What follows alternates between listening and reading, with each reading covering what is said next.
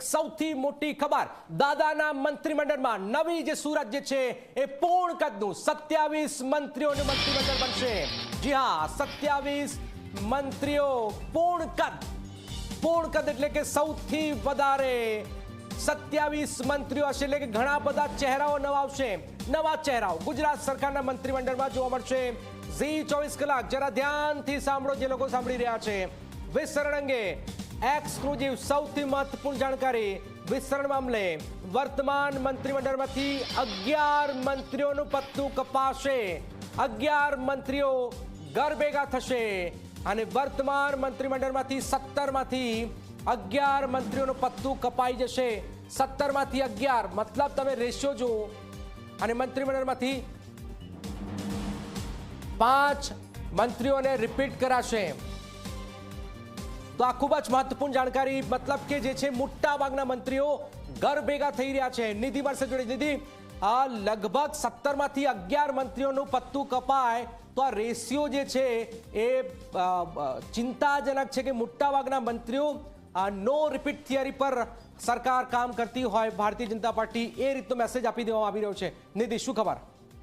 બિલકુલ, જો પહેલાં લાગતું હતું કે જે મંત્રીઓ, જે મંત્રીમંડળ હતું તેમાંથી લગભગ 9 ચહેરા છે તેમનું પત્તું કપાઈ શકે છે. પણ અત્યારે આ સૌથી મોટા સમાચાર અને ચોંકાવનારા સમાચાર કહી શકાય, કેમ કે જો 17 માંથી 11 મંત્રીઓના પત્તા કપાય છે તો આખી સુરત એટલે આખો ચહેરો દાદાના મંત્રીમંડળનો બદલાઈ જશે. ઘણા એવા નવા ચહેરાઓ છે જેમને સ્થાન મળી શકે છે. એટલે જે સસ્પેન્સ હતું એ વધારે હવે ઘેરું બનતું જઈ રહ્યું છે કે જો આટલા બધા મંત્રીઓનું પત્તું કપાય છે તો ત્યાં આગળ નવા મંત્રીઓને કોને સ્થાન આપવામાં આવશે, કોણ નવા મંત્રી બને છે તેના પર નજર રહેશે. સૌથી મોટી વાત જે નંબર સામે આવ્યો છે કે 27 મંત્રીઓ સાથેનું મંત્રીમંડળ બનાવવામાં આવશે. એટલે કે પૂર્ણ જે એક નંબર હોય છે તે નંબર સાથેનું મંત્રીમંડળ, જે એક લિમિટ નક્કી થાય છે તે હિસાબનું આ મંત્રીમંડળ બનાવવામાં આવે છે. એટલે અહીંયા ચોંકાવનારા સમાચાર ચોક્કસથી પૂરા ગુજરાત માટે કહી શકાય, કેમ કે લગભગ પહેલીવાર એવું થવા જઈ રહ્યું છે કે 27 મંત્રીઓ સાથેનું આ મંત્રીમંડળ બનશે. આજ વિશે વધુ માહિતી આપવા માટે આપણી સાથે ઝી 24 કલાકના એડિટર શ્રી દીક્ષિત સોની સર જોડાઈ ગયા છે.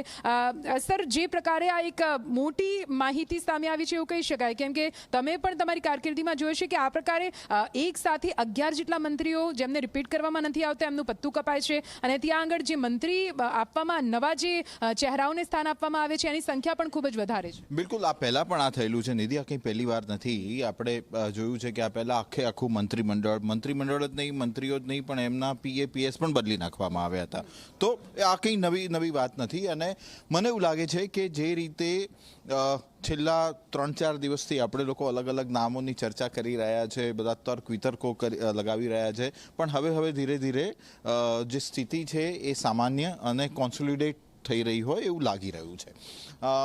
જે માહિતી મળી રહી છે અને હવે એવું લાગી રહ્યું છે કે અત્યારે જે એક્ઝિસ્ટિંગ મંત્રીમંડળ છે 17નું, ઇન્ક્લુડિંગ દાદા, ઇન્ક્લુડિંગ મુખ્યમંત્રી, એમાંથી 11 મંત્રીઓ બદલાય અને 20 નવા ધારાસભ્યોને ચાન્સ મળે એવી વાત છે. એટલે આમ કુલ જોવા જઈએ તો આંકડો લગભગ 27 જે પૂર્ણ કદનું મંત્રીમંડળ છે ત્યાં આગળ પહોંચી જાય છે.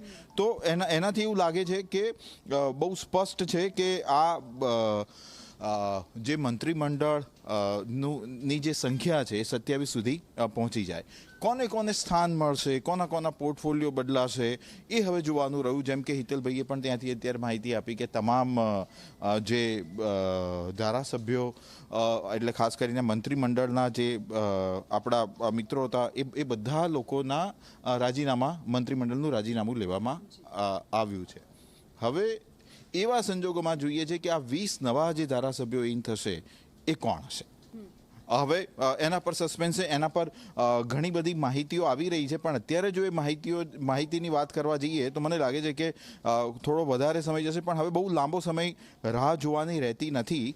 પણ છતાં અમુક જે નામો છે એ અંગેની હું તમને જો વાત કરું નિધિ, તો ઉત્તર ગુજરાતમાંથી હાલ અત્યારે બળવંતસિંહ રાજપૂત અને ઋષિકેશ પટેલ, મને એવું લાગે છે કે કદાચ બળવંતસિંહ રાજપૂત નું નામ એમાંથી જાય. અને વચ્ચે બીજી એક માહિતી હું તમને આપવા માંગીશ કે લગભગ જે અત્યારનું 17 મંત્રીઓનું જે મંત્રીમંડળ છે એમાં ઋષિભાઈ, અમારા મિત્ર હર્ષભાઈ, કનુભાઈ દેસાઈ, કુંવરજી બાવળિયા, પુરુષોત્તમ સોલંકી અને પ્રફુલ્લ પાનસેરિયા, આ મંત્રીઓ કન્ટિન્યુ કરશે એવું સ્પષ્ટપણે લાગી રહ્યું છે. અને ખાસ કરીને આપણે જે ગઈકાલે પણ વાત કરી હતી અને હું અત્યારે પણ તમને કહીશ કે સૌરાષ્ટ્ર અને લેઉવા પાટીદાર સમાજને ક્યાંક ને ક્યાંક વધારે પ્રભુત્વ મળે એવો ક્યાંક ને ક્યાંક મંત્રીમંડળમાં પ્રયત્ન કરવામાં આવશે.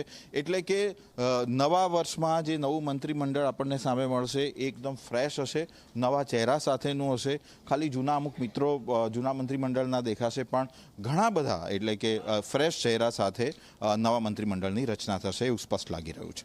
બિલકુલથી તો નવું વર્ષ અને નવા વર્ષમાં નવા મંત્રીમંડળમાં તમામમાં નવા ચહેરાઓ સામે પડકારો ઘણા હશે, પણ છતાં પણ જે પ્રકારની પરિસ્થિતિ વચ્ચે અત્યારે નવા ચહેરાઓને તક આપવામાં આવી રહી છે તે ઉપરથી લાગી રહ્યું છે કે આગામી ચૂંટણીને લઈને અહીંયા એક પૂરું જે રણનીતિ છે તે ઘડીને આગળ કામ કરવામાં આવી રહ્યું છે. જનક, બિલકુલ આ ખૂબ જ મોટી મહત્વપૂર્ણ જાણકારી આપવામાં આવી રહી છે ઝી 24 કલાક તરફથી.